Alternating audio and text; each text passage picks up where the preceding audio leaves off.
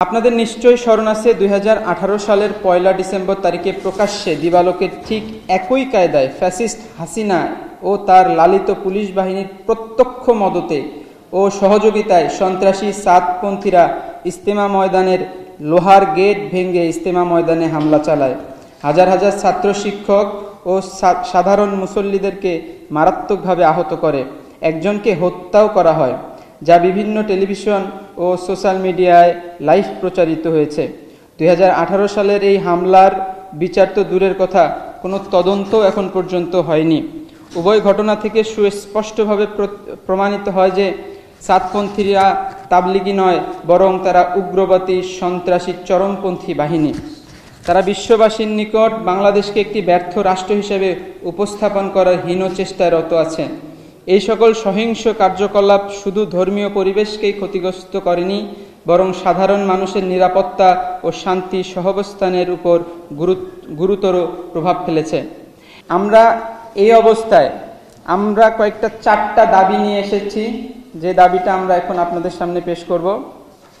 আমাদের প্রথম দাবি, আগামী 48 ঘন্টার মধ্যে মামলার এজাহারভুক্ত সন্ত্রাসী খুনি সাতপন্থীদেরকে গ্রেফতার করতে হবে। আমাদের দ্বিতীয় দাবি, তাবলিগের নামে সন্ত্রাসী খুনি সাতপন্থীদেরকে বাংলাদেশে কোনোরূপ কার্যক্রম করতে দেয়া যাবে না। দ্রুত সময়ের মধ্যে সন্ত্রাসী খুনি উগ্রবাদী সাতপন্থীদেরকে প্রজ্ঞাপন জারি করে নিষিদ্ধ করতে হবে।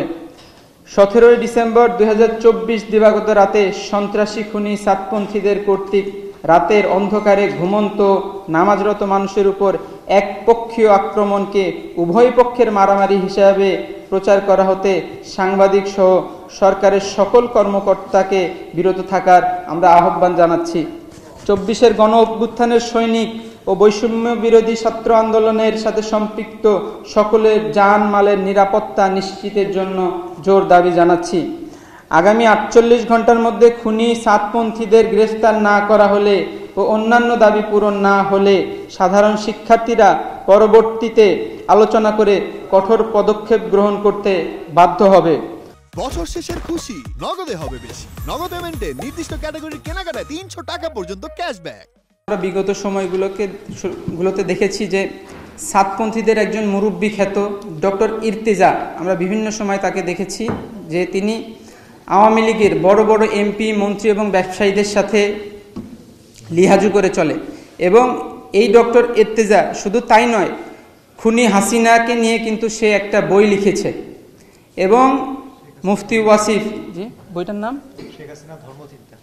শেখ হাসিনার ধর্মচিন্তা নামে একটা বই আছে, যেটা ডক্টর ইর্তেজাই লিখেছেন। শুধু তাই নয়, মুফতি ওয়াসিফ সহ তার আশেপাশে যারা আছে, মুফতি উসাফা সহ আশেপাশে তার যারা আছে, আমরা বিগত দিনে দেখেছি আওয়ামী লীগের সময়ে যে তারা সবাই